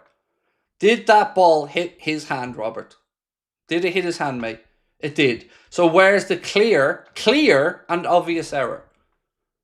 It was a subjective decision at best. So where's the clear and obvious error? So that's my point, mate. That's the point I'm trying to make. It's that they re-refereed the game, and that's my anger at it. Because in its purest sense, like I said, I don't think it should have been a penalty. But it was the process and the way they manipulated the rules to get to the outcome they wanted. Because I don't remember... Because I would consider Verge's foul against Brentford subjective. Genuinely. I'm not trying to say this because I'm a Liverpool fan. But it was the smallest of touches on the bottom of a foot. So I would say that's equally as subjective as the handball. But there was no ask for the ref to go to the monitor. It was just, yes, ref, it's inside the box, penalty. That was it. That's the process we got when it was against us.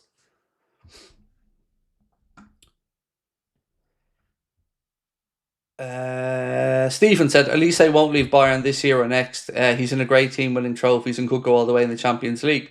He does have a release clause. Now, that release clause has been argued, and that release clause date has been argued. But for me, I've always thought about Elise as when Salah leaves. Now, I agree on what you're saying, Stephen. I really do. I think the most likely outcome would be at the end of next season if he was to leave, for two reasons. One, he's 25 then, so right in the sweet spot for Liverpool for a big money move in. Two, as you've said, he'd have a good grasp of what's going on at Bayern at that point. Let's not talk about winning the Bundesliga because that's a gimme pretty much for Bayern. You're right, the real measure is going to be the Champions League for them. And they had a really impressive win away against Paris Saint-Germain, which certainly made me to sit up and take notice. So... that's like I said, the release clause, if and when, and again, your time frame, I would say, is far more likely than anything this summer or not.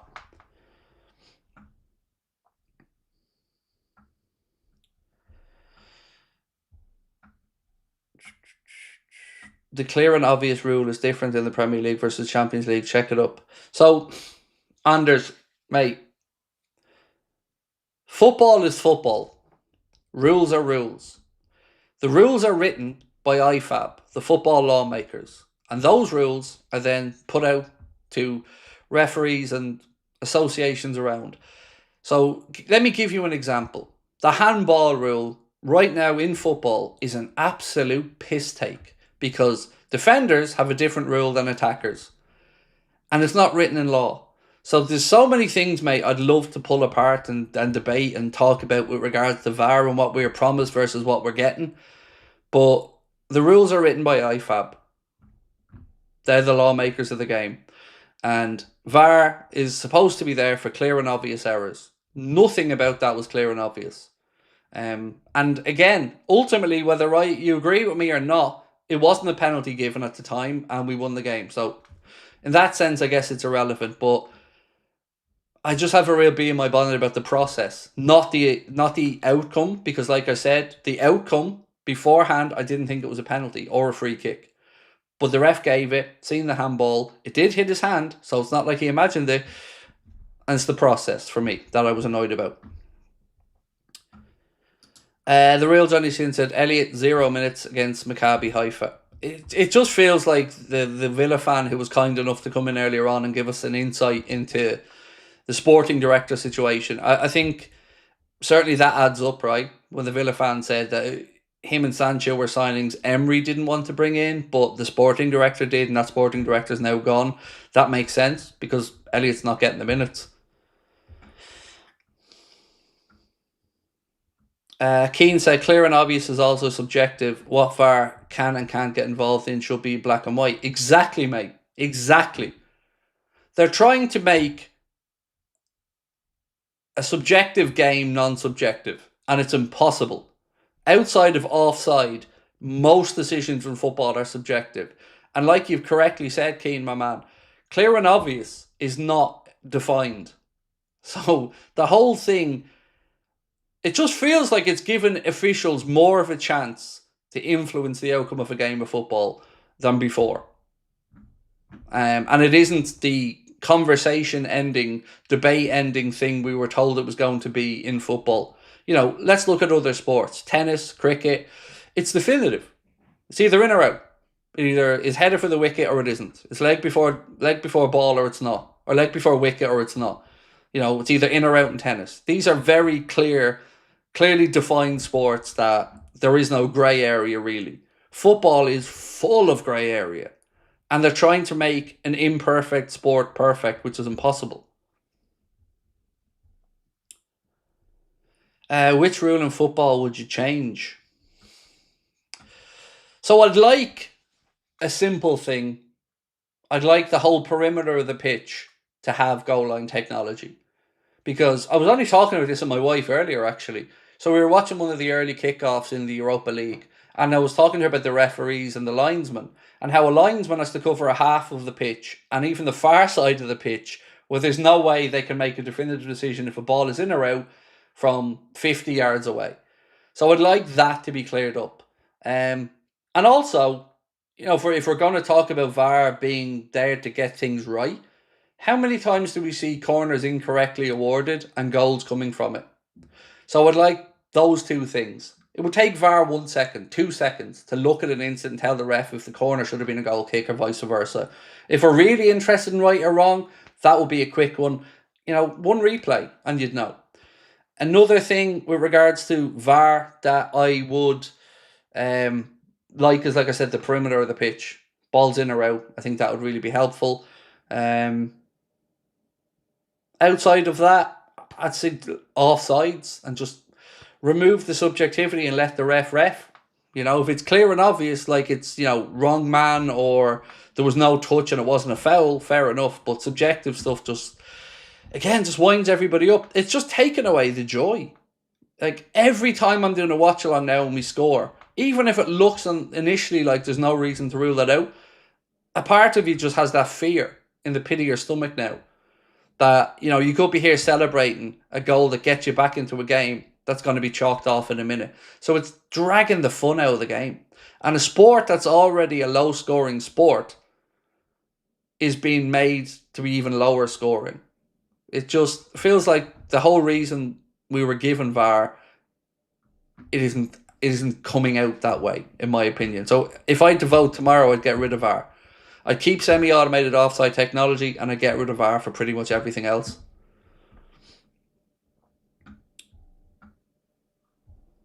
I'm not sure why the goal line technology isn't a thing. So Goomy, somebody did explain it to me in a technical way, and it is a lot more complicated than we would initially think.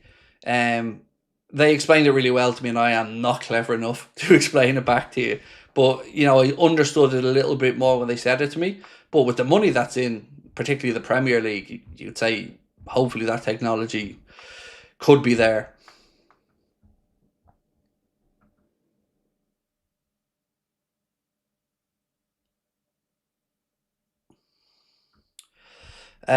Robert, so what a great game though. Liverpool firing again. The result aside, I was so glad we were back playing great football again. I would rather lose and play well than play crap and win. So I'm glad you brought it up, mate, because we said it during the game when it was still 0-0.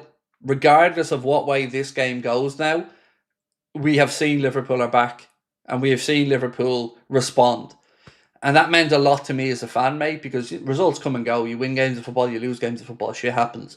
But when you're in the depth of a 6 from 7 loss streak, you want to see a reaction. And that performance really built on the Aston Villa one. Because remember what happened when we beat Villa?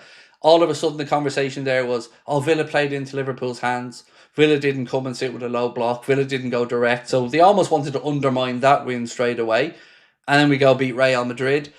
And there's not much they can say about that, is there? Because, like I said, Madrid had scored in every game since the Club World Cup, lost to PSG, and we're the first ones to stop them. And we played really, really well. So regardless of the result, even if they had drawn that game, I'd have been buzzing with it because it was us. I identified with that. I recognised that. Yeah, it was great. Paul, have a good one, bro. What's the blackout rule like Sunday League games where you can't watch certain games? Craig, I'd remove that. It's outdated. So the blackout rule is to protect live attendances in English football. Whether that's down to the football pyramid or not, that's what the rule is in for. What I find massively hypocritical about the rule is we're all being told no dodgy fire sticks, no illegal streaming of games. But at the same time, as a Liverpool fan, if you live in the UK, you can't watch every single Liverpool game legally. That feels like a piss take when our fellow fans in Australia, America, Hong Kong, Singapore, wherever, can watch every single Liverpool game. It stinks. Because what happens? You drive people to illegally watch games and then give out to them for having the cheek to want to watch their team. You know, only 61,000 people or 60-odd thousand people can get into Anfield. Liverpool and most football clubs have many, many, many, many more fans than that. So begrudging somebody the ability to do something and then moaning that they find an illegal way to do that same thing because it's available elsewhere, it just stinks of stupidity. You know, of course football fans are going to want to watch every one of their team's games. And I have a Sky subscription, I pay for TNT Sports, I pay for Premier Sport, I pay for DAZN, I pay for Spanish DAZN, I pay for Amazon Prime. You know, so you're paying through the wing-wang to support your club. And then you've got a rule that stops people in the same country watching their team. It just feels mental. You know, and then lads going to prison for using dodgy fire sticks because, maybe they've no other way to watch their team. The scan said, fair point, Craig, I'd like the clock to be stopped like in rugby because the added time is inconsistent. I've thought about that actually quite a bit. If you stop the clock, football would have to be shorter than 90 minutes because there's never a full 90 minutes. I think it's something like 60, 63 minutes. So I think if you were stopping the clock, you'd have to look at the game in general. But again, I understand where you're coming from on it.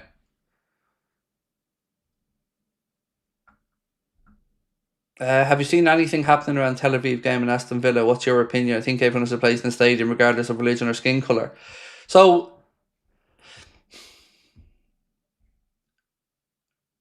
I think it's important to remember why the decision was made for the Maccabi Haifa. Is it Haifa or Tel Aviv? Sorry, I can't remember which one it was. For the Israeli club fans. It's important to know why the decision was made. And it wasn't made because of skin colour, religion, what's going on in Gaza. It was made because the police didn't feel that the game could be policed safely enough and guarantee everybody's safety that was attending the game of football. That's why the decision was made. And it was made with a view to other incidents with the same fans elsewhere that had led to increased hostilities and aggression. So, again, if the police say it, and look, we've had this as Liverpool fans. We've had the police move kickoffs to times we don't like Liverpool, Man City and stuff, because the police think it is a better time to police it. So, what I found really, really astounding about it was Keir Starmer talking about it and almost trying to undermine his own police who made the decision. Because it wasn't made by Aston Villa, it wasn't made by the FA or the Premier League or UEFA. It was made by the police, whose job it is to protect the public. Everybody. The away club fans, the match-going fans, and the people in the area. So that's why the whole thing surprised me a bit. Because once the police have said, we don't think that we can do that safely, nobody wants another football fan to go to a game and not come home. Nobody wants that to happen. Nobody wants... So I think when it's the police on a safety matter, it should have been an open and shut thing. You know, the police have made their decision. That's the way I think about it, honestly. Adam, hey Craig, hope you're well. I must say, I'm loving the content at the minute. You're such a funny guy. Connor's smashing it as well. Love the pod too. Thank you, Adam. Really, really glad you're enjoying the podcast in particular because I love it. You know, it doesn't do the numbers that the rest of our content do, but it's something I really enjoy doing with the lads as well. T-Fang, much love Craig. Went to my first game against Villa. Don't want to say that I jump-started us back into form, but I'm not saying I didn't. Well, you're too late. Somebody else had a baby, and the baby's already the cause of it, of the form turning around. So you're going to have to, sit on the bench for that one, dude. But honestly, delighted that you got to your first game, and it was a win. Because I got over to my first one in 3 years, and it was a loss to United, and it still stings, dude. But yeah, love it. Loving the fact that you got over there. Love that it was a win, and whatever the reason is that we were back to winning ways, dude, may it continue.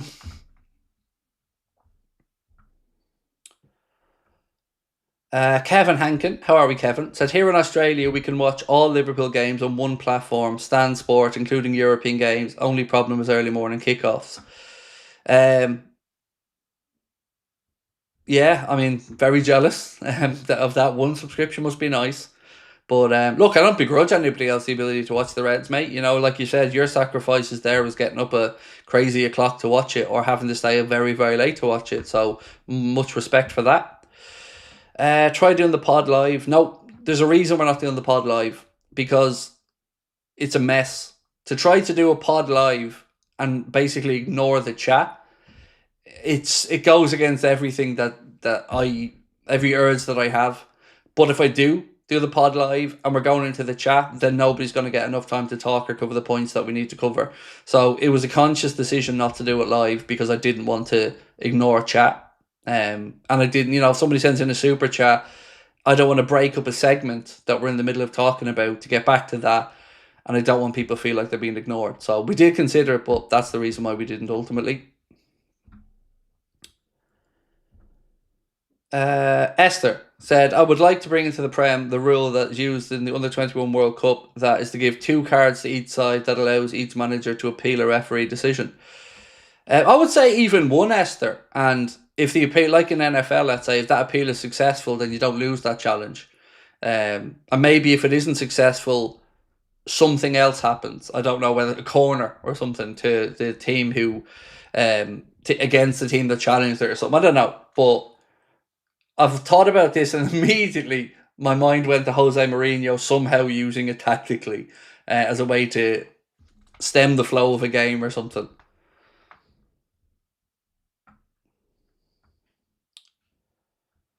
Liverpool 1 NE said, my favourite game at Anfield this season, still Atletico Madrid, watching Simeone have a meltdown. Yeah, that was hilarious. That was brilliant. I loved watching him lose his shit on the sideline.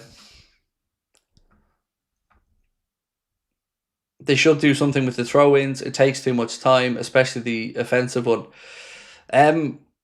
What I find mad as well is that we got reprimanded for ball boys giving the ball to our players for a throw-in quickly.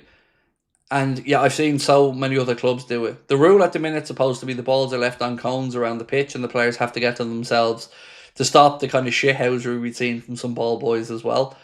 But again, that isn't something that's been imposed right across football at the minute. Watch this weekend, you'll see it yourself. Loads of times you'll see the ball boys rolling balls to players.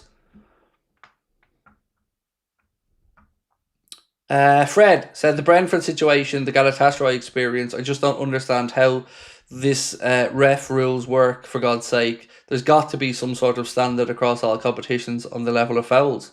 Yep. So it's supposed to be, Fred, that if it's a head injury, referee stops the game. If it's not a head injury, it's referee's discretion over how serious it is. But ultimately the rule is put the ball out. If you're in possession and your man's down and you want to put the ball out. The Galatasaray match was a piss take because Osimhen was going down every 5 minutes and it was never his face, never his head. And the ref was stopping the game and it absolutely just stopped any potential flow or sustained period of pressure from us. So yeah, that was a referee that just bowed down to the home crowd. Craig, you need to become a member to watch the Man City preview. Not at all, mate. No. Membership, no membership. Everybody can watch all of our content, dude. The Man City preview is going to come out tomorrow night at 10:45. So I'm recording it tomorrow and it'll go live after the stream tomorrow.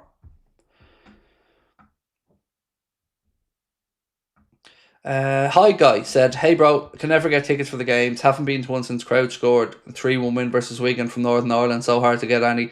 I feel you, mate.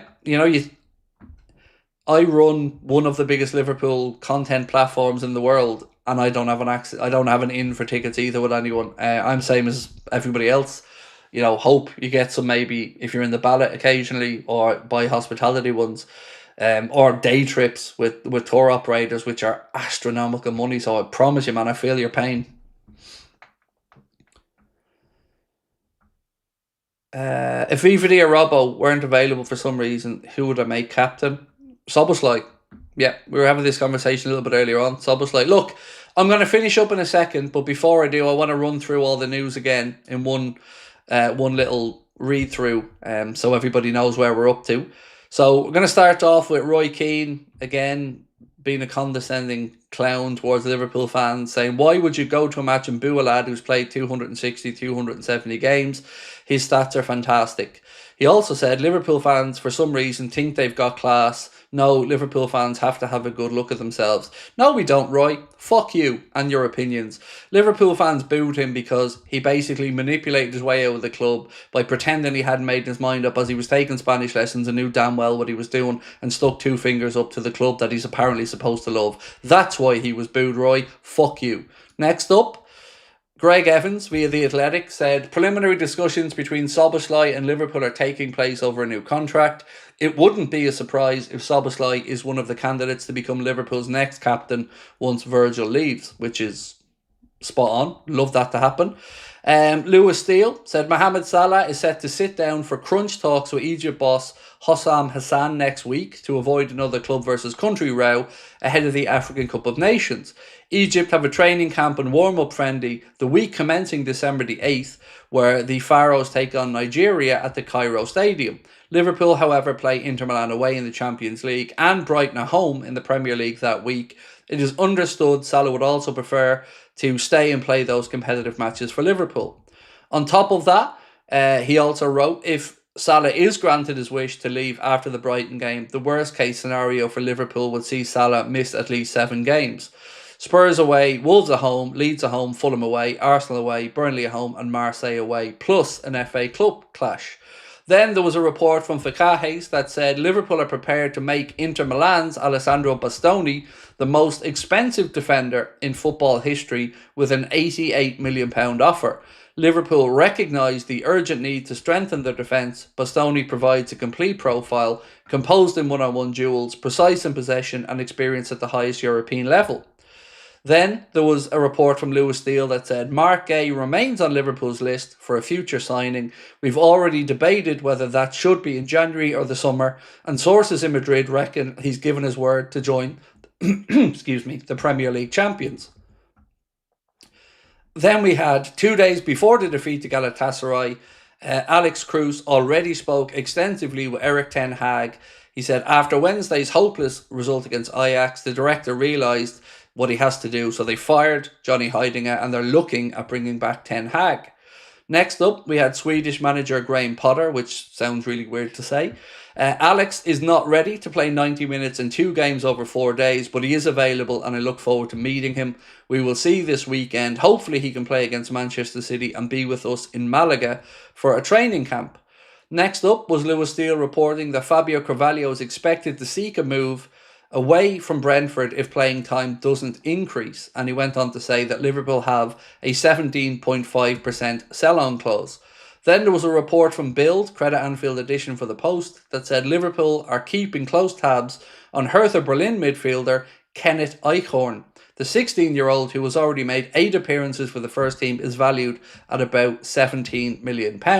And finally, Footy Insider have said Liverpool have massive concerns over Harvey Elliott's loan move to Aston Villa. They expected the midfielder's move to be made permanent for £35 million in the summer, but could now be set to welcome him back to Anfield, obviously as he's not getting game time there. So that is where we're at, ladies and gents. Connor will be back in the morning with a news video. I'll be out at about 4:30 or 5 o'clock with another update. We'll have a late night agenda tomorrow night at 8:45, and then of course we will have the preview coming out at 10:45 tomorrow for the Manchester City game. As always, if you can hit that like button for me before you head off, really would appreciate it. Thank you to everyone that joined us tonight. I'll see you tomorrow. Remember, international break after this weekend, but the good news is it's the last one there until March, which I'll be very relieved at. Been watching for so long. I got a job now, said Cyberflea. Delighted for that, mate. Well in. Delighted to hear you got some good news, mate. Proud of you, and I wish you nothing but the best with the new job. And thank you so much for your support as a member. Right, we'll see you tomorrow, folks. Have a